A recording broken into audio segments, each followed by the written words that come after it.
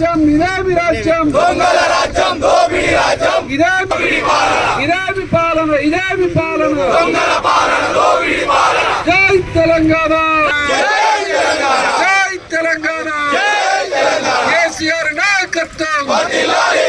ఈనాడు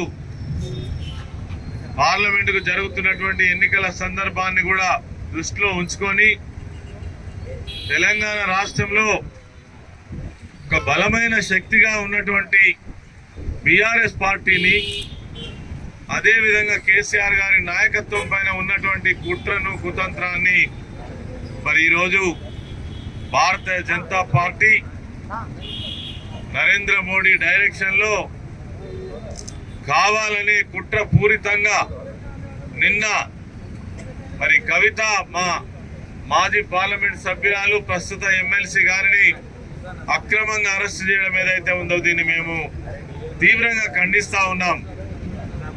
ఎందుకంటే ఏదైతే liquor scam తో ఏదో సంబంధం ఉన్నదని కావాలని పార్టీ పైన ఆనాడు ప్రభుత్వం పైన బురద జల్లి మరి ఆ కేసుకు సంబంధించినటువంటి విషయాలతో పాటు సుప్రీంకోర్టును ఆశ్రయిస్తే సుప్రీంకోర్టు ద్వారా న్యాయ విచారణ జరుగుతున్నటువంటి సందర్భంలో వాటిని ఏమిటిని కూడా పరిగణనలోకి తీసుకోకుండా నిన్న సోదాల పేరిట మరి కవిత గారిని అరెస్ట్ చేయడం జరిగింది.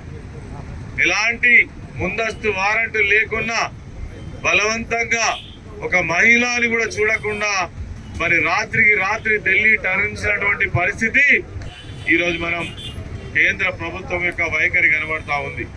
దీనికి కారణం ఒక్కటే, 10 సంవత్సరాల నుంచి ఈ దేశాన్ని పరిపాలిస్తున్నటువంటి బీజేపీ ప్రభుత్వం ఏదైతే ఉందో అభివృద్ధిని గాలికి వదిలి, పేద ప్రజల యొక్క సమస్యలను గాలికి వదిలి, దేశం యొక్క ఆర్థిక అభివృద్ధిని కుంటుపరిచి మరి కేవలం ఒక మతం పైన ఆధారపడి ఈరోజు దేశంలో ఉన్నటువంటి అన్ని వర్గాలను మరి వేధిస్తున్నటువంటి సంగతి మనకు కనబడతా ఉంది.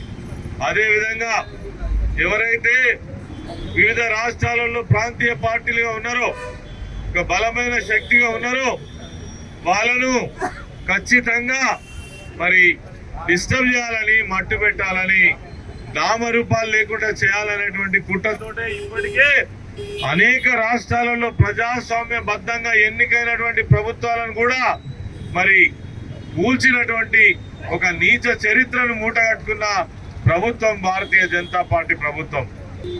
కానీ ఇక్కడికి వచ్చేసరికి లోపల చిట్టాపట్టాలు వేసుకొని కేసీఆర్ దెబ్బతీయడం కోసం, బీఆర్ఎస్ దెబ్బతీయడం కోసం ఈ ఎన్నికల్లో కూడా మరి ఇప్పుడున్నటువంటి ముఖ్యమంత్రి రేవంత్ రెడ్డితో ఎట్లా కుమ్ముక్కై మరి పనిచేస్తున్నారో మనకు అర్థమవుతా ఉంది.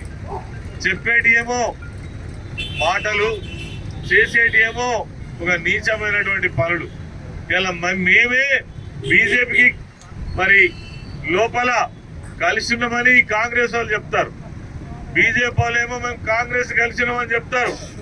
ఇప్పుడు మీ బండారం బయటపడ్డది, ఎవరితో కలిసి ఉన్నారో ఇలా తేట తెల్లం అయిపోయింది. నిన్న మొన్నటి దాకా మీరు చెప్పిన అబద్ధాలకు తెరబడ్డది. ఇస్తా ఉంది. బేషరతుగా కవిత గారిని వెంటనే రిలీజ్ చేయాలని, విడుదల చేయాలని డిమాండ్ చేస్తూ ఈరోజు గోదావరి ఖని పట్టణంలో ఈ యొక్క నిరసన కార్యక్రమాన్ని తెలియజేస్తా ఉన్నాం.